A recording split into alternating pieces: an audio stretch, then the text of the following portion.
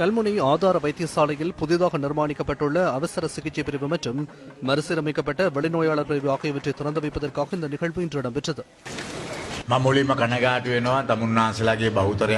இங்கு பெரும்பான்மையாக உள்ள மக்கள் புரிந்து கொள்ளும் வகையில் தமிழ் மொழியில் பேச முடியாமல் போனமை தொடர்பில் நான் கவலை அடைகின்றேன். அது எமது கல்வி முறையின் குறைபாடாகும். எமக்கு பாடசாலைகளில் ஆங்கிலம் கற்பித்தாலும் தமிழ் மொழியை கற்பிக்கவில்லை. இன்று நீங்கள் சிங்கள மொழியில் தேசிய கீதத்தை பாடினீர்கள். எத்தனை பேருக்கு அது புரிந்திருக்கும் என்பது எனக்கு தெரியாது. அடுத்த முறை நான் வரும்போது சிங்களம் தமிழ் ஆகிய 2 மொழிகளிலும் தேசிய கீதத்தை பாடுங்கள். தேசிய கீதத்தை சிங்களத்தில் மாத்திரம் பாட வேண்டும் என மஹிந்த ராஜபக்சவின் அமைச்சரவையில் யோசனையை முன்வைக்கப்பட்ட போது நானும் வாசுதேவ நாணயக்காரவும் அதனை நிராகரித்தோம். தற்போது நாம் புதிய அரசாங்கம் ஒன்றை நிறுவியுள்ளோம். தேசிய கீதத்தை தமிழ் மொழியிலும் பாட முடியும் என எமது அரசாங்கம் தீர்மானம் ஒன்றை வழங்கியுள்ளது. தேசிய கீதத்தை சிங்களத்தில் பாடும்போது எவ்வளவு அழகாக இருக்குமோ அதே போன்றே தமிழில் பாடும் போதும் மிகவும் அழகாக இருக்கின்றது. இன்று இந்த அரசாங்கத்தை அமைப்பது தொடர்பில் இப்பகுதியில் மிகவும் அழுத்தங்களுக்கு மத்தியில் இருந்த மக்கள், தாம் 2ஆம் நிலை பிரஜைகள் என்று நினைத்துக் கொண்டிருந்த மக்கள் அனைவரும் ஒன்றாக எழுந்து நின்று எமக்கு புதிய அரசாங்கம் ஒன்றை உருவாக்கி கொடுத்தீர்கள்.